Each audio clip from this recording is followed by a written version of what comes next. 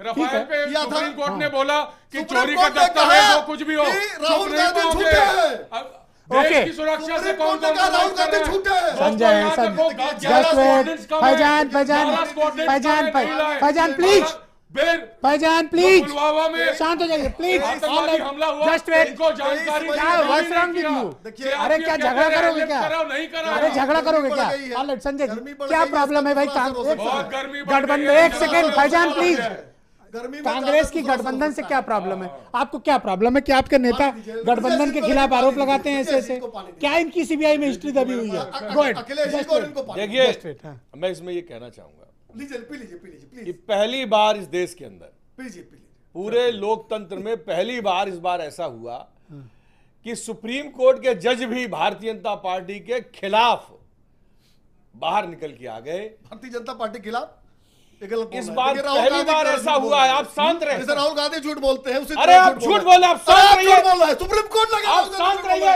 मेरा नंबर जब आया तो आप शांत रहिए। मैं इतनी देर से सुप्रीम कोर्ट ने कहा कि राहुल गांधी झूठे हैं, मैं इतनी देर से आरोप लगा रहे हैं। अब जिन्होंने फोर्स की तरह एक सेकंड सुन लीजिए। हाँ बोलिए, एक सेकंड जस्ट बोलिए, जस्ट सेकंड। वो झूठे किसी पर देश के अंदर संजय गोयल सीबीआई के डायरेक्टर को फुटकर चिल्लर की तरह बदल दिया गया।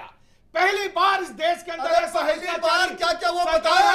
देश में इमरजेंसी किसने लगाई? रिजर्व बैंक ऑफ इंडिया के गवर्नर को भी देश में चिल्लर की तरह बदल दिया गया। देश में इमरजेंसी 3 लाख करोड़ का घोटाला किसने किया? ये कैश घोटाला किसने किया? भाजपा ने किया। तुझे किसने किया? आपके ऊपर आरोप है। आपके ऊपर आरोप है किसने किया कि आपने जमानती कौन है? रुपया जमानती कौन है? नोटबंदी की 50,000 का जमानती कौन है? आपके नेताओं राहुल ने गांधी। बदला है। 50,000 की जमानती कौन है? सोनिया गांधी। जमीन घोटाला किसने कैमरा किया? वहाँ है। उन्होंने कहा था कैमरा वहाँ है। कि 80 जीप लाख घोटाला किसने किया? 80 लाख नेहरू रुपया जी। काला धन लेके आएंगे। नेहरू जी से लेके लेकिन क्या और आज सरकार जब जी, आप सरकार में 5 नहीं हो साल ये तब पूरे तक विश्व में घोटाले घूम अगर के होते उसी हैं काला तो धन राहुल को गांधी adjust का करते परिवार रहे, आता है। जो भाजपा का था। क्या आवश्यकता थी? मिशेल ने कि 3.5 राहुल गांधी लाख का नाम करोड़ लिया रुपया अगस्ता आपने वेस्टलैंड में। मिशेल ने one by Agusta one, Westland में one by one, Rahul Gandhi का नाम लिया। और एक आपने सेकंड, कहा एक सुप्रीम कोर्ट ने डांटा राहुल गांधी को। क्या हो गया? नेशनल एक by one by हेराल्ड में one। सोनिया जी माँ बेटे दोनों जमानती। जो भ्रष्टाचार 50,000 की जमानती हो कि नहीं हो? उसको भी आप 50,000 की अरे जमानती हो? टूटेगी मेज हो जी भाई, 50,000 की क्या कर रहे हो जमानती आप? हो? उसका दामाद सोनिया राहुल 50,000 की जमानत बाहर रखी। शांत शांत, कूल डाउन। आप बोलना अनिल नहीं दुबे। देना चाहते किसी को। आप जनता की भ्रष्टाचार और आवाज को कांग्रेस बंद करना चाहते पर्यावची है। हैं। आप जैसी घोटालेबाज, भ्रष्टाचार धोखेबाज, और कांग्रेस, झांसे वाली, राहुल का जुम्मेदारी, परिवार और भ्रष्टाचार, भ्रष्टाचारी भारतीय ये जनता पार्टी पर्यावची है। दोबारा देश में नहीं आएगी। ओके, ये अनिल समझ दुबे, लीजिएगा आप। अनिल दुबे, मैंने कहा गठबंधन तो और कांग्रेस में कि इतने रिश्ते। भ्रष्टाचार राहुल एक गांधी सेकंड और- मनीष जी, अब प्लीज। अब होगा न्याय। 5 वर्ष का जो भ्रष्टाचार भाजपा का था, 10 करोड़ अरे लोग क्या हो गया आप लोगों को? आपने अनिल वादा दुबे, किया। ये रिश्ते कॉम्प्लिकेटेड क्यों हैं? दोनों शांत। एक आदमी बेरोजगार है राहुल संजय गांधी। प्लीज शांत अब हो होगा जाइए, न्याय। शांत होइए, शांत राहुल होइए। गांधी के पास है। ये रिश्ते में इतना न्यूनतम आय कॉम्प्लिकेशन देकर क्यों के है? अब होगा न्याय। गठबंधन और राहुल कांग्रेस गांधी के केवल रिश्ते में इतना बेरोजगार हुए। कॉम्प्लिकेशन क्यों है? सत्ता यस, चली गो अहेड, गई। गो अहेड, अपने गो अहेड, गो अहेड। कार्यकर्ता यहाँ तक तो इनके जो बुजुर्ग थे जिन्होंने पार्टी बनाई थी, मुरली मनोहर ओके संजय जी प्लीज। पत्र पढ़ ऑल लीजिए। राइट, लाल शांत प्रसाद वानी को पढ़ लीजिए। आप शांत हो जाइए। आपने रोजगार के बारे में दिया है। बोलिए, बोलिए, बोलिए। आपने अपने रिश्ते पिता को कॉम्प्लिकेटेड क्यों है? किया आप शांत, संजय प्लीज, संजय प्लीज। के बारे में बताइए। अरे प्रदेश जो जी, फर्जी गॉड, गॉड, पत्र बोलिए। है, मैं आप जो सेना के फर्जी पत्र है, बोलिए, बोलिए, या मुरली मनोहर जोशी के फर्जी पत्र है। बोलिए, जस्ट सेकंड प्लीज, प्लीज बोलिए, आपको सब मालूम बोलिए, चाहिए। चरित्र बोलिए, बोलिए, बोलिए, फर्जी बोलिए। पत्र लेके सेना के फर्जी पत्र लेके गए Yes, ये go लोग। ahead, go ahead. Rashtrapati Bhavan में एक कहा सेकंड, कि फर्जी हो राहुल गांधी। मनीष जी, मुरली मनोहर जोशी का फर्जी पत्र लेके गए। यू आर सीनियर सवाल तो करिए। Okay, yes, go ahead. भगवान श्री राम के शांत हो जाइए। हिंदुओं के साथ धोखा कर जाने दो दिया भैया। और कहते अरे कहते हैं राम काल्पनिक पुरुष है। शांत हो गए आप लोग। कहते हैं कि जाट है राम मंदिर अरे, और आप राम मंदिर बनवाओगे? राम मंदिर के साथ हो? मोदी सेना है All right, yes, go हमारे ahead. देश Okay, में संजय प्लीज, संजय आपने प्लीज, इतना बड़ा संजय प्लीज। दुर्व्यवहार All किया right, है। yes, go मंदिर ahead. के साथ हो। शर्म Go ahead, go आनी ahead, अरे go शर्म ahead. आपको नहीं चाहिए? आप बोलिए ना। आपने कहा राम काल्पनिक नहीं, पुरुष एक है। तरफ राम आप से शुरू तो होइए। तोड़ना आप चाहिए। बोलिए। देखिए ब्रजेश जी, सेना बेचारे अच्छा, हमारे संजय प्लीज। बेचारा नहीं है सेना। चले गए। अरे बेचारा कह रहा है ये सेना को। फोटोग्राफी कर रहे ये थे। कांग्रेसी बेचारा कह रहे हैं सेना को। सेना बेचारी अरे नहीं दोनों है। लोग झगड़ा कर लो, मार कर लो, लाठी दे दीजिए। अरे मारपीट कर लोगे क्या? साहब, मारपीट कर लोगे क्या? ये सेना को मारपीट कर बेचारा लोगे कह रहे क्या? हैं। दीजिए, लाठी सेना दीजिए। को बेचारी अरे, कह रहे हैं। आप तो सीनियर पर्सन हो। भाई, ये सेना को हो बेचारी गया, कह बस रहे हो गया। हैं। सब बोलिए, आप बोलिए। ये ओके सेना संजय को प्लीज, बेचारे कहती है संजय, कांग्रेस। संजय प्लीज, संजय। पाकिस्तान को ओके। शौर्यवान सेना नो को नो बेचारे नो, कहती इन है दोनों की कांग्रेस। ये आप अगर नहीं मानोगे तो मैं कांग्रेस आवाज के डाउन प्रवक्ता। करूंगा। आप शांत हो जाइए, बोलिए, बोलिए। शर्म आप करो। शांत होइए। इन्होंने बेचारा कहा सेना को। ओके, आप माफी कैसे- मांगे ये सेना के बेचारा कह दी ना? कहने ओके, पे। यस, सेना गो सौर्यशाली अहेड, है। गो अहेड, कहो कांग्रेस के ओके, प्रवक्ता। Let, go ahead. सेना सौर्यवान है। ओके। वंदे मातरम कहो और सेना के साथ खड़े हो। भैया बात के पास कोई मुद्दा नहीं। कोई पर्सनल इसको सेटल कर रहे हो क्या? अजहर मसूद को पाकिस्तान तक छोड़ने वाले लोग हैं। अजहर मसूद को जब पाकिस्तान छोड़ा गया था, क्या हो गया? उस मीटिंग में कांग्रेस की सोनिया जी कांग्रेस से पकड़ा था, पार्टी मीटिंग में तय हुआ था, कांग्रेस से उठा कर इसको बंद किया था। आप इन्फॉर्मेशन बढ़ा के आइए, यहाँ आने से पहले पढ़ लीजिए कि अब हो गया, कांग्रेस से पकड़ा संजय था। चलिए हो गया हो तो मैं बोल आप दोनों मैच फिक्स किए हुए हैं, ये दोनों मैच फिक्स क्यों? आप बोलिए। नहीं ऐसा है, जस्ट वेट देखिए भाई आप चोरी करो, अरे चोरी कर रहे हैं आप मुद्दों पर बात ही नहीं करना चाहते हो, आप मुद्दे पर आप आई नहीं रहे हो। भारतीय जनता पार्टी हमेशा मुद्दों से भागती है, जब मुद्दों पर बात हो, विकास पर बात हो, आप कहिए आप सेना के नाम पर वोट मांगने की बात करते हो, आपको कहा अधिकार है? ये कहा कभी आप सेना के नाम पर आप मेजॉरिटी आप कभी विकास के नाम पर आप चर्चा आप नौजवानों बोलने दो अपनी बात, आपको टाइम देना, 5 लोगों को बैठाया है, आपने 5 लोगों को बैठाया, अरे भाई सबके बीच में बोल रहे हो आप, बोलिए आप अपनी बात कंप्लीट करिए, बोलिए ब्रजेश जी। भाई ये 5 लोग अगर आप बैठाएंगे तो हमको सबके बीच में बोलोगे क्या? जवाब देना पड़ेगा। पहले उन्होंने इंटरप्ट किया, आप बोलिए। पहले गठबंधन के लोगों ने इंटरप्ट किया। आप मुद्दों पर तो बात कर लीजिए। हाँ बोलिए आप मुद्दों पर तो बात क्या मुद्दे की बात आप करोगे? आप बताओ, सपा के समय में चीनी मिलें बेची गई, आप उनके साथ खड़े हो। सपा के समय में मुद्दे की बात करोगे? मारा जूते चप्पल से, ये लोग बदतमीज हैं, ये बदतमीजी कर रहे हैं कि मेरे रुपया दे दो। अरे क्या हो गया आप लोग? हेमंत जी गो अहेड, ऑलराइट एक सेकंड संजय, ऑलराइट इनको शर्म नहीं आती? हम चलाएंगे, हेमंत जी पता नहीं क्यों चला रहे हैं, नहीं चलाएंगी कांग्रेस। अच्छा एक मिनट, हेमंत जी बोलिए, हेमंत जी बोलिए, जिनके राष्ट्रीय अध्यक्ष 50 से भाई साहब अगर कोई बोला, हाँ हेमंत जी बोलिए, अगर कोई बोला तो नंगा करूंगा। हाँ बोलिए हेमंत जी बोलिए। ऐसा है, निवेदन है, जितनी धीमी आवाज बोलेंगे उतना पब्लिक बेहतर समझेगी, जितना चिल्लाएंगे पब्लिक बहुत गाली देगी। मैं सच्चाई बता रहा हूं जमीन पे देख करके। देखिए ब्रजेश जी, पहले चरण और दूसरे चरण चुनाव में थोड़ा फर्क आया है, जो मेरा अपना खुद का आकलन है। पहले चरण में भारतीय जनता पार्टी को ज़्यादा संघर्ष करना पड़ा था 8 सीटों पर, जबकि वो 8 की 8 सीटें बम्पर मार्जिन से उसने जीती थी। इस पर हम लोग डिस्कशन कर चुके हैं। हमें तो कोर्ट की बटन खोलनी पड़ी क्योंकि हालात यहाँ खराब हो गए थे। बोलिए बोलिए। देखिए ये राजनेता हैं, मेरी बात, अगली बात कोई बुरा ना मानेगा। जब ये इस पार्टी में होते हैं तो दूसरे गाली देते हैं, दूसरे तीसरे में आ जाते हैं तो चौथे गाली देते हैं।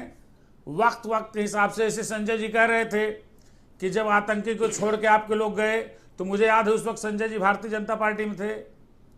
जब अब ये कौन सी बात हुई है? इल्जाम भाजपा ने लगाए, सुनिए, नहीं बता रहा हूं ना, ये तजुर्बा का बात सही है, लेकिन भाई उसी भ्रष्टाचार को छोड़ करके तो मैंने भाजपा को छोड़ा था। गंगोत्री में शामिल हो गए भ्रष्टाचार, उसी भ्रष्टाचार को, लेकिन उसके बाद आप अखिलेश यादव के साथ आए थे। एक second Sanjay please, Sanjay okay Sanjay please, alright आप बोलिए। हेमंत जी कंप्लीट करिए। ठीक है, उसी भ्रष्टाचार अच्छा बोलने दो, आप बोलने दो उनको, बोलने दीजिए। हाँ बोलिए हेमंत जी कंप्लीट करिए।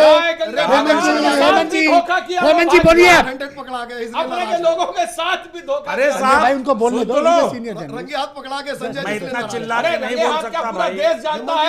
ये लोग इतनी बाधाएं बंद करेंगे, उसके बाद मैं क्या बोलूं? भाजपा का जब भ्रष्टाचार मेरे गले के ऊपर तक भर गया, तब मैंने त्यागा। अच्छा अब हेमंत जी को बोलने दो, शांत हो जाओ। ओके बोलिए हेमंत जी। शर्म आनी चाहिए, शर्म तो आनी चाहिए। संजय जी मेरे बड़े पुराने मित्र हैं। आपको आ रही होगी क्योंकि हेमंत जी ने पकड़ लिया आपको। हमारे भाई छोड़ देते, उसके बाद अखिलेश यादव के हम आए थे। उनकी बात सुनने दो। मैं कह रहा हूं कि भाजपा को मुश्किलें बड़ी हैं, इसमें कोई शक नहीं, क्योंकि जब जाति गोलबंदी होती है तो उसकी काट जो उत्तर प्रदेश का निकट अतीत बताता है, वो ध्रुवीकरण होता है। ध्रुवीकरण की स्थितियां बन नहीं पाई, जो भी कारण रहे हों, तो निश्चित रूप से भारतीय जनता पार्टी को हर जगह कठिनाई है। लेकिन इस बार जो देखने में आया है कि जो ब्रज क्षेत्र की सीटें हैं, जिसमें फतेहपुर सीकरी, आगरा, मथुरा, हाथरस और अलीगढ़ आती है। हालांकि बुलंदशहर ऐसी सीट है, रिजर्व सीट है, जहां 4 लाख से ज़्यादा इनका कैंडिडेट पिछली बार जीता था। इस बार भी वहां कायदे की लड़ाई हुई और वही जगह है, ठीक फरमाया मनीष सिंधवी ने, कि जहां इंस्पेक्टर मारा गया था और गोकशी के बाद बड़ा बवाल हुआ था, पूरी दुनिया में भारत का नाम गंदा हुआ था। लेकिन ऐसे में क्या हुआ कि इस चरण में ब्रजेश जी 2 ऐसी सीटें हैं जहां कांग्रेस बहुत जंप के लड़ी। जैसे फतेहपुर सीकरी में कांग्रेस ऊपर लड़ी, कांग्रेस और भाजपा में डायरेक्ट मुकाबला हो हेमंत जी, गया। थोड़ा और इन लोगों तमाम के झगड़े की वजह से समय कम है, समाप्त कर दें प्लीज। तो इस वजह से अच्छा, दूसरे ब्रजेंद्र सिंह 2004 में कांग्रेस से एमपी हुए थे, अलीगढ़ में बढ़िया चुनाव लड़ गए। वही मैं बता रहा हूं, भाजपा की प्रत्याशा क्या थी? ओके, राजेंद्र द्विवेदी जी, तो गठबंधन राजेंद्र द्विवेदी जी, क्या आपको लगता है कि ध्रुवीकरण हुआ अथवा नहीं हुआ? बिल्कुल ध्रुवीकरण हुआ। मैं बता रहा हूं ब्रजेश जी, पहले चरण में कोई आरक्षित सीट नहीं थी, दूसरे चरण में 4 आरक्षित सीट थी और चारों आरक्षित सीटों में वोट परसेंट बढ़ा है। आप 2009 और 2014 में देखें, 2009 की तुलना में 2014 में 11% वोट इन आरक्षित सीटों पर बढ़े थे, अब की बार 4% और बढ़े हैं। तो ध्रुवीकरण जबरदस्त रूप से हुआ है, इसमें कोई दो राय नहीं है। और ध्रुवीकरण के जैसे मतलब मथुरा में और आपका ऑब्जर्वेशन कहता है कि पोलराइजेशन हुआ है। कहां बढ़ा भाई? घटा है, जबरदस्त नहीं रूप हुआ से हुआ है। कहां हुआ? बिल्कुल। मनीष सिंघवी, क्या सहमत हुआ जा सकता है इस पक्ष से? ब्रजेश जी, जो अभी मैंने अभी बैठे बैठे देखा यहाँ पर, तो वोट परसेंटेज घटा है हर सीट पर। जैसे आगरा में लगभग 59% था, वो 56% पर आ गया है।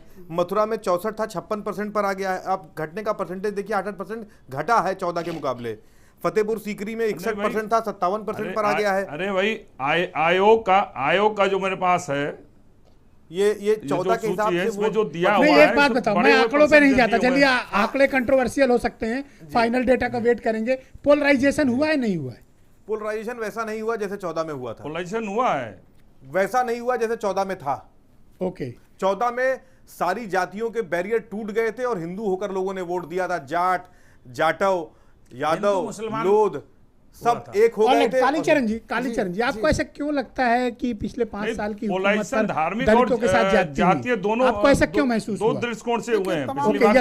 कालीचरण जी, देखिए, जो घटनाएं बता रही हैं, जैसे ऊना कांड हुआ गुजरात में, रोहित वेमुला का कांड हुआ, और तमाम जगह जो इस तरह के कांड होते रहते हैं, ये मतलब ये है कि यद्यपि कांड इसके पहले भी दलितों पर अत्याचार होते रहे हैं, चाहे बिहार में हो चाहे कहीं हो, लगातार होते रहे हैं। लेकिन हम लोग इसीलिए भाजपा को, क्योंकि सबने वोट दिया था, दलितों ने भी जम के वोट दिया था, ओबीसी ने वोट दिया ही है, तो हम लोग चाहते थे कि माननीय मोदी जी जिस तरह से कह रहे हैं और जिस तरह से उन्होंने मंदिर माना है पार्लियामेंट को, और बाबा साहब के स्मारकों का जो संरक्षण किया है उन्होंने, वो काबिल तारीफ है।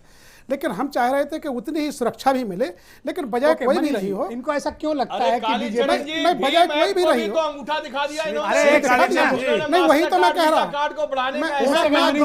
मैं अग्रवाल साहब वही